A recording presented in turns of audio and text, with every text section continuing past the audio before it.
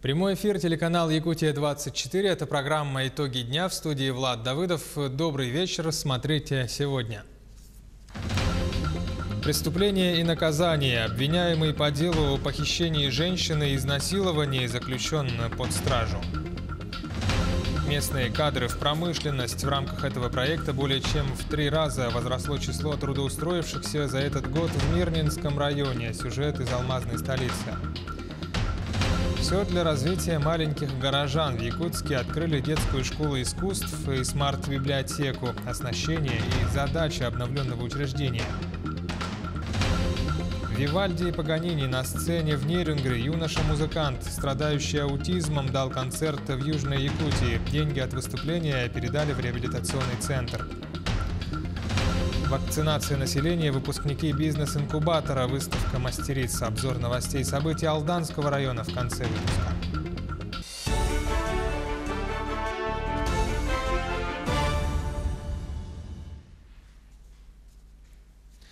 Ингосстрах выплатил более 1 миллиарда рублей в связи с полной конструктивной гибелью воздушного судна «Сухой Суперджет-100». Напомним, этот страховой случай произошел в октябре 2018 года в Якутске, когда при посадке воздушное судно авиакомпании «Якутия» выкатилось за пределы взлетно-посадочной полосы и получило значительные повреждения фюзеляжа, стоек шасси, двигателей. В итоге рассмотрение происшествия было признано страховым случаем. Повреждение воздушного судна квалифицировано как полная конструктивная гибель и произведена выплата перестраховочного возмещения в соответствии с условиями договора перестрахования. Под стражу заключен обвиняемый по делу о похищении и изнасиловании человека. Об этом нашему телеканалу сообщили в пресс-службе Якутского городского суда. В отношении обвиняемого сегодня избрана мера пресечения в виде заключения под стражу сроком на 2 месяца, это до 16 мая. Ранее, 17 марта, следователями было возбуждено уголовное дело по факту похищения и изнасилования жительницы города Якутска. Установлено, что с территории детской площадки возле жилого дома по улице Кузьмина ночью неизвестный мужчина насильно посадил женщину в салон автомобиля и скрылся в неустановленном направлении и совершил изнасилование. По данным следователей, в 2017 году против половой неприкосновенности личности в Якутии было совершено 117 преступлений, из них иностранцами 6. А уже за прошлый год количество преступлений данной категории выросло более чем в 2 раза. Было совершено 296, из них иностранцами 4.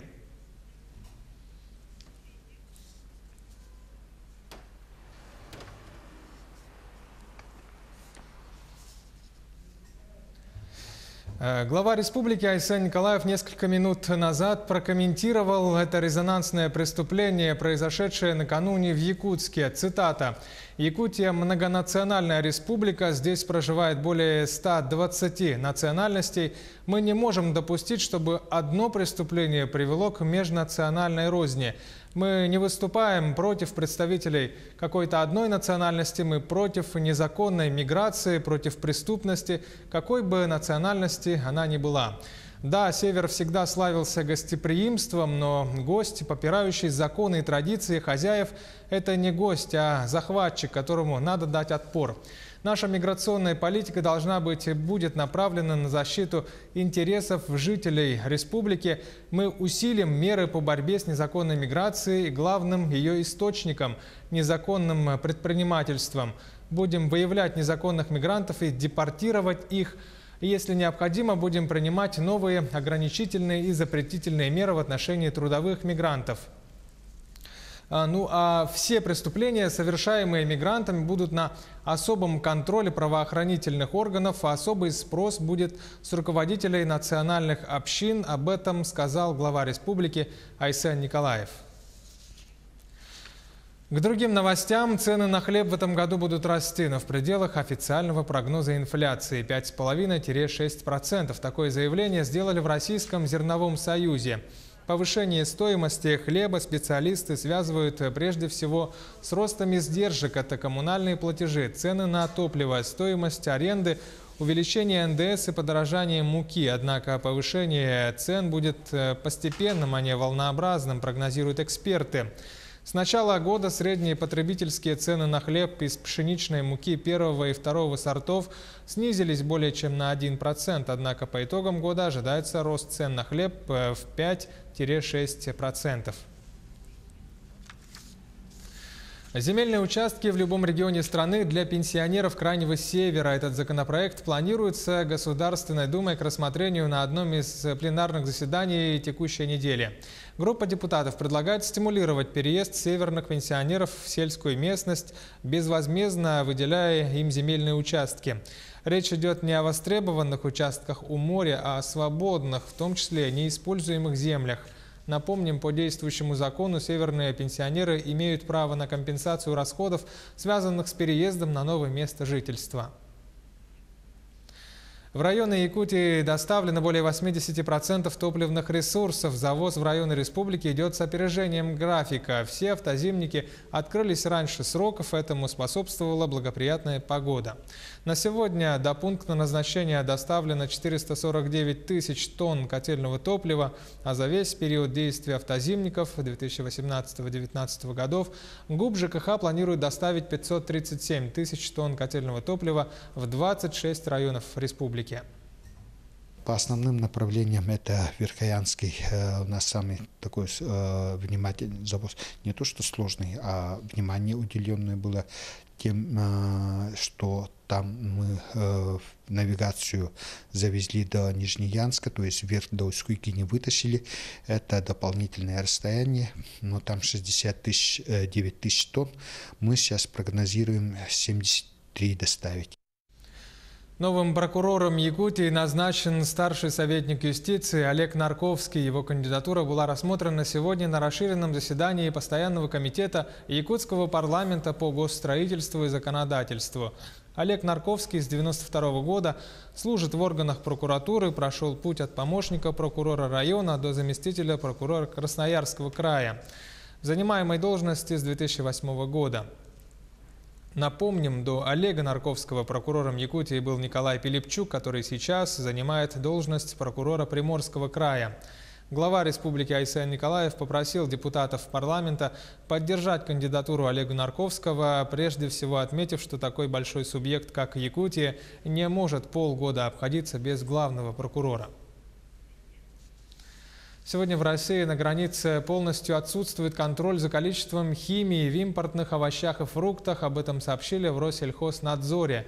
Во всех развитых странах мира применение пестицидов и агрохимикатов строго контролируется. В России контроль содержания в овощах химических средств до 2011 года был выстроен по сложившейся международной практике, но затем полномочия были сняты. Можно констатировать, что сегодня россияне в больших количествах употребляют вместе с импортными овощами и фруктами львиные дозы химикатов, которые, несомненно, пагубно сказываются на здоровье нации, подчеркнули в Россельхознадзоре. Сообщается, что на российском рынке 95% баклажанов и перцев импортного производства.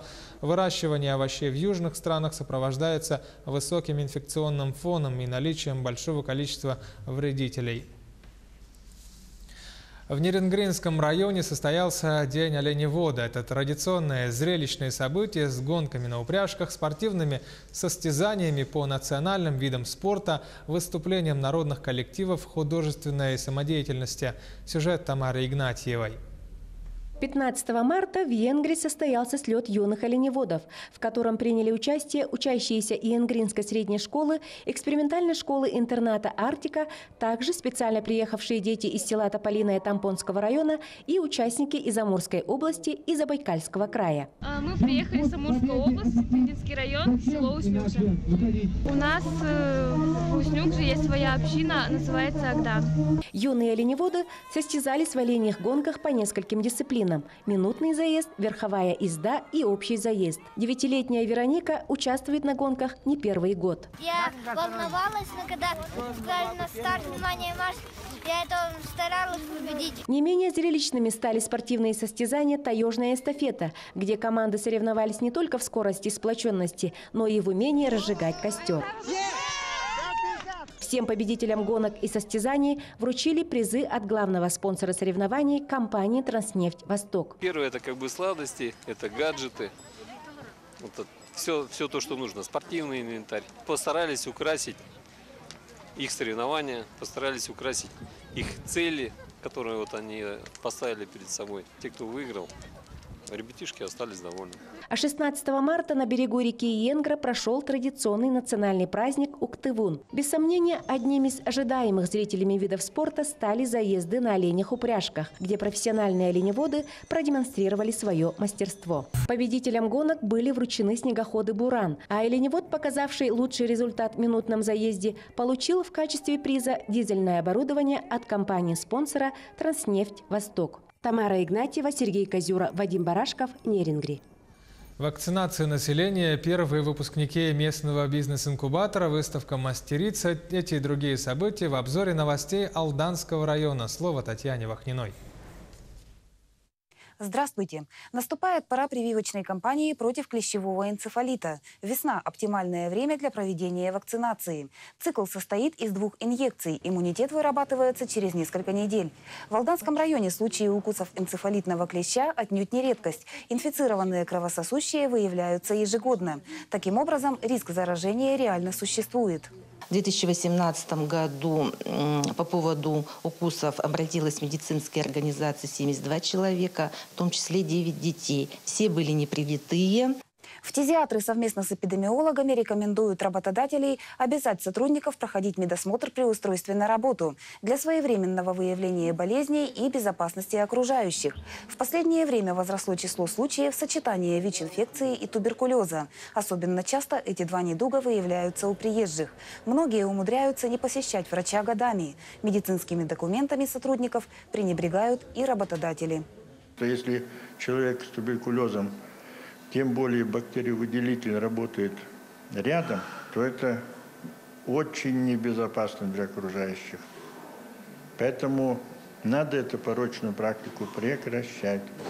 Бизнес-инкубатор готовится покинуть первые выпускники – 5 предпринимателей. В 2016-м, получив грант от администрации района, свое дело начали юрист, 2 повара, инструктор ЛФК и эксперт по ведению бизнеса. Спустя 3 года начинающими предприниматели не считаются, а значит, не имеют права на льготные условия аренды. Руководство бизнес-инкубатора рассматривает несколько вариантов, чтобы первые выпускники не остались без поддержки. Имущественная поддержка и для них на первых стадиях развития предпринимательства это существенная поддержка для начинающих.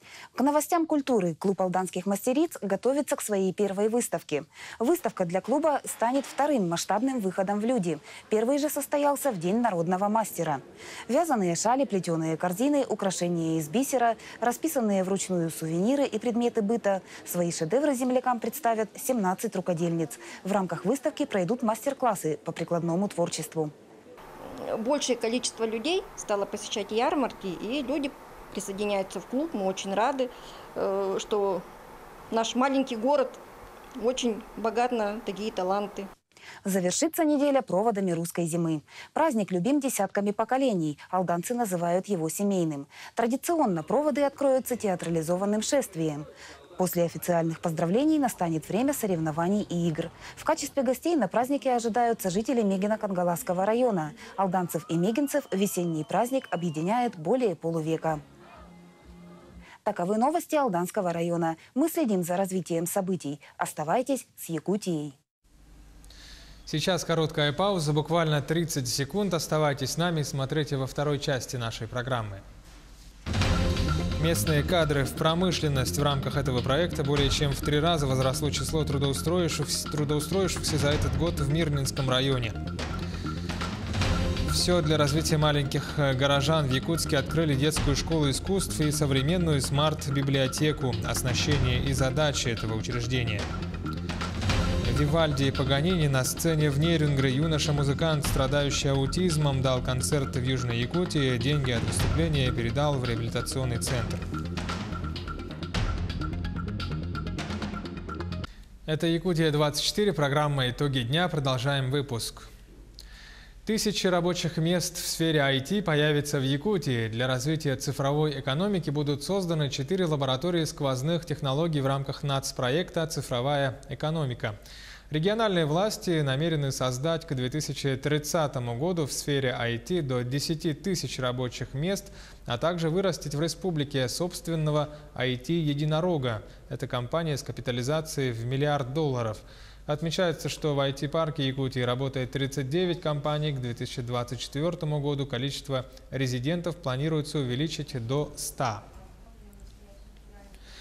Более чем в 3 раза увеличилось число трудоустроившихся за этот год в Мирнинском районе в рамках проекта «Местные кадры в промышленность». Подробности у Марфирины Алексеевой. Очень было напряженно в Мирнинском районе. Очень много людей стояло у нас в центре занятости. Уровень безработицы у нас как бы вырос однозначно 2 раза где-то. И поэтому вот эта вот необходимость принять вот этой программы как раз нам бы как бы пошло в положительную сторону. Основной работодатель региона – акционерная компания «Алроса». За время действия соглашения программы компания трудоустроила более 700 специалистов со всей Якутии. Также программа предусматривает стажировку и трудоустройство молодых специалистов. На данный момент 10 ребят окончили стажировку и успешно трудоустроились. На работу устроился и в ОКК отправили учиться уже на высоту у меня есть, по взрывозащите, еще на шахте учусь. Ну, на следующей неделе, наверное, экзамен будет. Посмотрел, вакансия есть, пришел на собеседование, прошел собеседование, ну, так вот и устроился на работу. Я сам с Ленска, сейчас вот снимаю квартиру, да, и прохожу как молодой специалист, и компания, получается, помогает молодым специалистам и выдает компенсацию. Промышленное общество «Тасуряхнефтегаз» является лидером по добыче нефти на территории Мирнинского района. В планах у них дальнейший рост объемов. В связи с этим в этом году общество заключило соглашение на реализацию республиканского проекта. В 2018 году в рамках муниципального соглашения «Тасуряхнефтегаз» обучил и трудоустроил 20 ребят. Кандидатов было очень много, где-то человек 200 подали резюме, потому что желающих очень много было, но отобрали только 20. Вот эти вот 20 у нас обучили за счет района, финансирование обучения шло через район, и вот эти 20 человек в настоящее время работают. Несмотря на ощутимые повышения качества трудоустройства именно местных кадров, многие нефтегазовые компании не готовы увеличить число принимаемых на работу местных жителей, аргументируя это отсутствием необходимых квалификаций и навыков местных кадров. Этот вопрос обсуждался на ежегодных коллегиях нетропользователей Мирнинского района, на что представители Мирнинского политехнического института пригласили руководителей компаний к сотрудничеству. Также надежды на сотрудничество озвучили представители других технических учебных заведений. Ведь именно в Мирнинском районе будет базироваться нефтегазовый образовательный кластер республики. Марфирина Алексеева, Вадим Ларионов, Мирный. Страна отмечает 5-ю годовщину со дня воссоединения Крыма с Россией. Празднование 5-летия Крымской весны в столице началось с возложения цветов к мемориальной плите города-героя Севастополь. Выступающие отметили, что после референдума о воссоединении Крыма и Севастополя с Россией дружба якутян и крымчан приобрела официальный статус.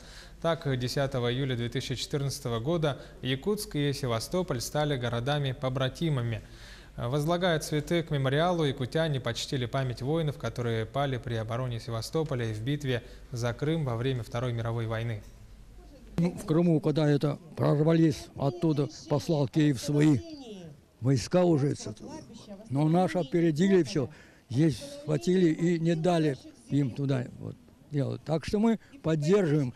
Крым испокон веков был наш. Все, это Хрущев ее в свое время подарил так с барского своего плеча.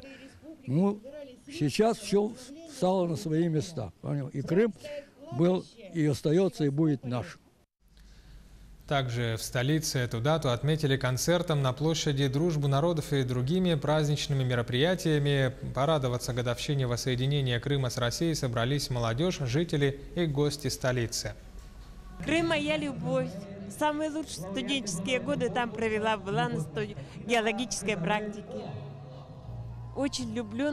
Крым извечно был всегда частью России, великой России, могучей. За то, что он вернулся к нам, это радость большая. Это для внуков, для правнуков и для нас, конечно, тоже, для пожилых людей. В Якутске сегодня открыли детскую школу искусств и современную смарт-библиотеку. Единый комплекс зданий находится в 203-м микрорайоне и полностью отвечает задачам формирования комфортной образовательной среды в столице. Сюжет Ульяны Шагиной. Детская школа искусств берет свое начало с 1944 года прошлого столетия. Именно тогда, в суровое послевоенное время, распахнула свои двери первая в республике Якутская республиканская музыкально-хореографическая школа «Семилетка». Она стала настоящей кузницей кадров. Выпускники тех лет стали известными деятелями искусства республики. В 48-е, 49-е годы мы здесь учились в этой республиканской школе, которая вот находилась за 4-м магазином. В 50-е годы приехали ленинградцы и нас забрали. И мы лет 15 там проучились, 10 лет центрально, и консерваторию мы окончили. Вот в 65-м году я привезла первую арфу сюда. Этого события коллектив детской школы искусств ждал давно. Новое здание стало настоящим подарком в преддверии празднования 75-летнего юбилея. Это мечта многих поколений музыкантов, многих поколений горожан. И вот наша мечта сбылась. В большом светлом здании в 5000 квадратных метров все сделано для развития творческих способностей маленьких горожан. Просторные классы для занятий, хореографические и концертные залы и даже отдельная костюмерная. Я учусь на фортепиано. Мой учитель Катерина Киновна. И здесь красиво и уютно. Какие композиции умеешь уже исполнять? Крокодил Гену и... Дочка учится здесь, во 2-м классе, учится в хореографии. Смотрели, да? Ну, в хореографическом зале были очень большой объем, там очень красивый. Олох, нет слов. Школа рассчитана на 300 мест. Обучать детей будут более 40 педагогов по разным направлениям. Помимо этого у горожан появилась возможность не только обучать детей в новом здании школы искусств, но и посещать современную смарт-библиотеку. Два эти учреждения объединены мостиком, переходом, и это очень важный символ, на мой взгляд, поскольку духовное развитие, развитие в сфере искусства и интеллектуальное развитие наших детей, оно должно быть неразрывно связано. И только в таком случае мы получим гармонично развитую, полноценную личность, которая будет включена в современное глобальное общество. Такая библиотека существует только в Москве. И вот теперь подобная библиотека появилась и в Якутске. Это совершенно новый формат организации пространства и работы. Книгохранилище на 130 тысяч томов, собственный издательский центр и электронная выдача материалов. И все это теперь стало доступным для горожан. В Якутске впервые после 1911 года построено новое здание библиотеки. Так что это событие можно назвать вековым. Ульяна Шагина, Павел Пахомов, Якутск. Чемпионат мира по фигурному катанию стартовал в Японии. 20 марта свою короткую программу покажут женщины. Россию будут представлять Софья Самодурова, Алина Загитова и Евгения Медведева. Поддержать наших фигуристов в Японию приедут сотни болельщиков, фанатов фигурного катания. Есть и в Якутске. Например, студентка Даяна Постникова рисует именитых российских фигуристок. Свои работы она опубликует в социальной сети Instagram. Благодаря этому о ее работах узнали и сами именитые спортсменки. Публикации набирают сотни лайков и столько же положительных комментариев. По словам художницы, в первую очередь она стремится передать эмоции спортсменов. То, что они творят на льду, я после этого меня затянуло. Я посмотрела все прокаты Алины Загитовой и после этого Евгении Медведевой и больше не смогла остановиться. Хотела, в будущем хотелось бы им подарить свои работы, если что-то такое классное нарисую. В рамках Дней венкийского народа в Нерюнгринском районе прошел благотворительный концерт юного скрипача Володи Бенчика из Оленёкского улуса. Все деньги от билетов направлены в Центр слуха и речи «Сувак» в знак благодарности за труд его врачей и педагогов, рассказывает Тамара Игнатьева. Произведения Вивальди и Паганини «Жемчужины камерной музыки» со сцены театра «Актера и куклы» исполнил в этот вечер участник многих республиканских фестивалей и конкурсов Володя Бенчик. Сидящие в зале зрители не могли поверить, что перед ними выступал ребенок с ограниченными возможностями здоровья. Оказалось, что талантливый мальчик также прекрасно владеет фортепиано, а еще поет.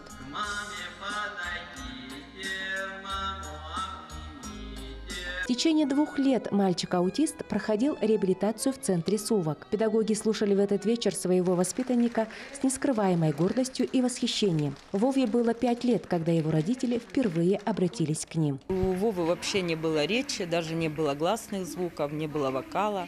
Была, конечно, проведена колоссальная работа. Уже по окончанию 1-го года обучения у Вовы появились простые фразы в речи. Как отметила Марина Александровна, в реабилитации таких особенных детей огромную роль играет комплексное лечение, где важен вклад всех специалистов. Ну а самое главное – это, конечно же, старания родителей. Мамы Вовы безмерно благодарна Центру слуха и речи и рада, что нынешний их приезд в Нерюнгри связан с хорошими событиями. Благодаря этому центру я выровняла, можно сказать, и выравниваю своего сына. И я хочу также родителям особенных деток сказать, чтобы никогда не падали духом, чтобы дальше продолжали заниматься, несмотря ни на что. 6 лет назад по настоянию матери Вову приняли в Оленёкскую музыкальную школу на базе инклюзивного образования по адаптированной программе. Помимо раскрытия музыкальных способностей Володи, были пройдены шаги по его социализации. В результате кропотливого труда педагогов Центра Сувок, музыкального преподавателя, родителей, сегодня 15-летний Владимир Бенчик может спокойно выходить на сцену, чтобы исполнить сольный концерт. Тамара Игнатьева, Вадим Барашков, Нерюнгри. Таковы итоги дня сегодня. Смотрите телеканал Якутия-24 и будьте всегда в курсе. До встречи.